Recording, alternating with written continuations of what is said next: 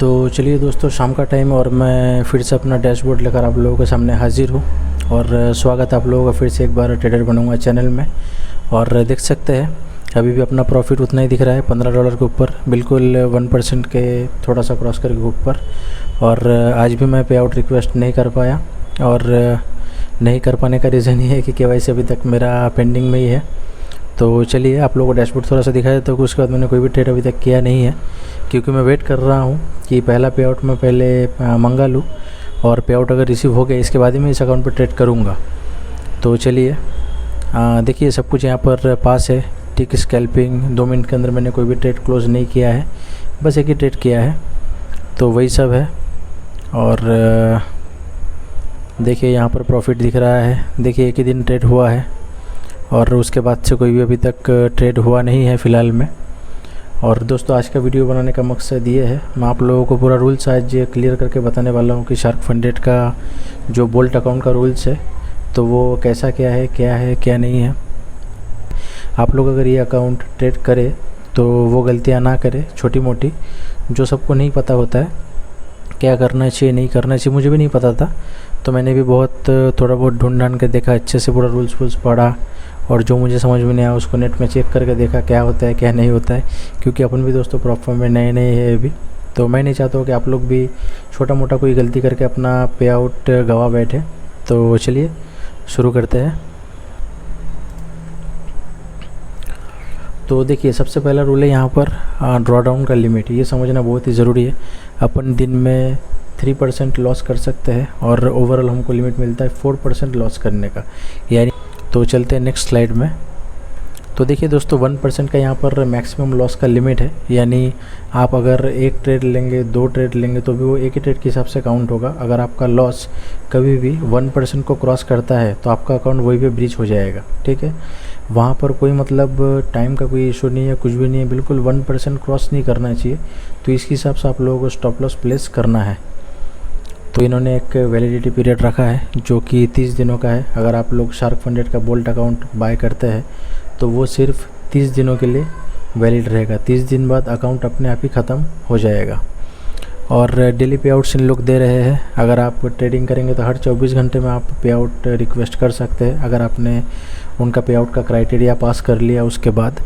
और 70-30 का स्प्लिट है।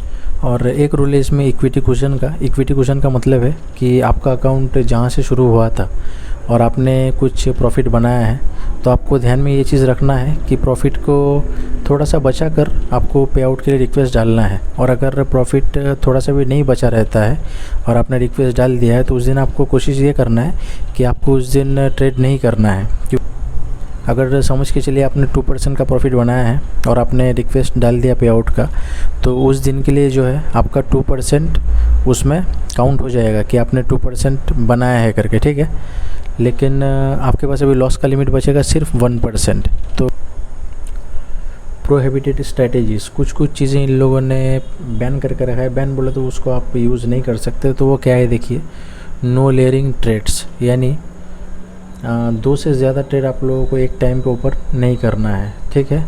तो वो एक चीज़ हो गया। और है मार्टिंगल पॉलिसी, यानी समझ लीजिए आपने अगर एक ट्रेड लिया और आपका लॉस हो जाता है उसमें, और उसके तुरंत बाद ही आप उसी पेयर में लॉट बढ़ाकर ट्रेड लेते हैं, तो मार्टिंगल के हिसाब से काउंट होगा कि आप लॉस को कवर करने के चक्कर में अपना रिस्क आपने बड़ा कर दिया। तो वो चीज़ नहीं करना है।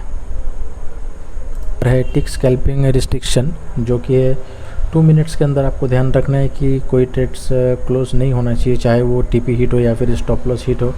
और अगर ऐसा होता है, समझ के चलिए आपका एक ट्रेड 2 मिनट्स के अंदर क्लोज हो गया, फिर उसके बाद आपको पे आउट रिक्वेस्ट करने के लिए और 10 ट्रेड करने पड़ेंगे, वो भी आपको 2 मिनट्स के ऊपर तक के आपको होल्ड करना ही पड़ेगा। स्टॉप लॉस भी उसके अंदर नहीं जाना चाहिए और उसके अंदर आपका टारगेट भी हिट नहीं होना चाहिए, क्योंकि ये सिर्फ 10% तक ही काउंट होगा, ठीक है। तो आपको 10% कंप्लीट करने के लिए आपको 10 ट्रेड करना पड़ेगा। तो उसमें कैसा काउंट होगा कि आपने टोटल 10-11 ट्रेड्स किया है, उसमें से एक ट्रेड आपका 120 सेकेंड्स के अंदर क्लोज हुआ है, तो उसमें फिर कुछ फ़र्क नहीं पड़ेगा, ठीक है।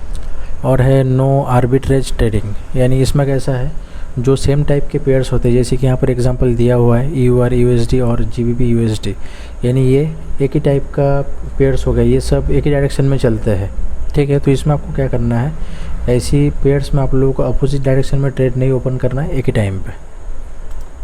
कभी भी इस टाइप से ट्रेडिंग मत करिए कि फंडेड फर्म को ये लगे कि आप जुआ टाइप का काम कर रहे हैं, यानी कुछ भी लॉट साइज़ ले रहे हैं आप, कुछ भी स्टॉप लॉस लगा रहे, तो ये सब चीज़ों से फ़र्क पड़ेगा बहुत ज़्यादा। उनको पता चलता है कि भैया ये तो गैम्बलिंग कर रहा है, तो ये चीज़ नहीं करना है, बिल्कुल सिस्टमेटिक चलने की कोशिश करना है। और न्यूज़ का क्या सिस्टम है इसमें, न्यूज़ जो इम्पोर्टेंट जो न्यूज़ होते हैं, बड़े बड़े न्यूज़ जैसे FOMC, ये सब जो न्यूज़ आते हैं रेड फोल्डर वाले, तो ये सब न्यूज़ के अराउंड आप 20 मिनट्स तक ट्रेड नहीं कर सकते हैं। यानी न्यूज़ का समझ लीजिए टाइम है 7 बजे शाम का, तो आप 6:50 के पहले आपको ट्रेड क्लोज़ कर देना अगर आपने ट्रेड लिया है तो, और 7:10 के बाद आप नया ट्रेड ओपन कर सकते हैं। वो जो 20 मिनट का टाइम है 7:10 और 6:50, यानी 7 बजे से 20 मिनट का टाइम है, 10 मिनट इधर उधर का, उसके बीच में आपको ट्रेड नहीं करना है। स्विंग एंड वीकेंड ट्रेडिंग का भी रूल्स यहाँ पर दिया गया है। तो स्विंग ट्रेडिंग तो हो गया न्यूज़ ट्रेडिंग के लिए, कि समझ के चलिए जो 3-4 दिन ट्रेडिंग को लंबा होल्ड करते हैं, लंबा टारगेट, लंबा स्टॉप लॉस, ऐसी जिन लोग ट्रेडिंग करते हैं ये उनके लिए है।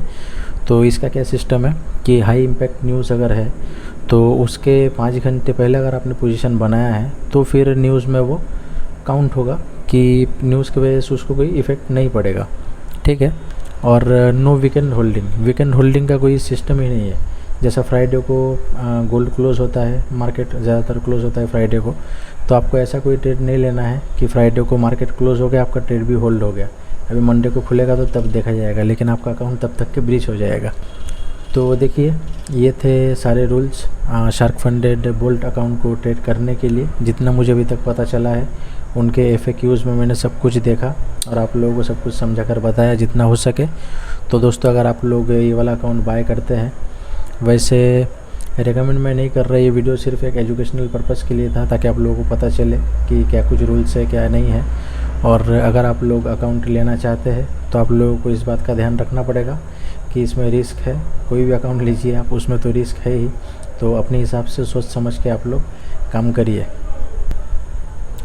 और अगर आप लोग थोड़ा सा 1-2 दिन अगर आप लोग रुक सकते हैं तो मेरा पे आउट मैं रिक्वेस्ट करने ही वाला हूँ। पे आउट मिलता है नहीं मिलता है वो अगर आप लोगों को देखना है तो थोड़ा सा 1-2 दिन का आप लोग वेट कर सकते हैं। मैं पे आउट अप्लाई करने ही वाला हूँ और मेरा पे आउट आ जाएगा तो उसके बाद फिर मैं रिकमेंड भी करूँगा कि भैया ले सकते करके, मेरे को मिला है तो आप लोगों को भी मिलेगा। तो ये चीज़ है, तो उसका थोड़ा सा ध्यान में आप लोगों को रखना है। तो चलिए उम्मीद करते हैं कि नेक्स्ट वीडियो में उम्मीद करते हैं कि 1-2 दिन में मैं पे आउट रिक्वेस्ट कर दूंगा और सक्सेसफुली अपने को मिल जाएगा। तो उम्मीद है, देखते हैं अभी क्या कुछ होता है। तो चलिए मिलते हैं नेक्स्ट वीडियो में।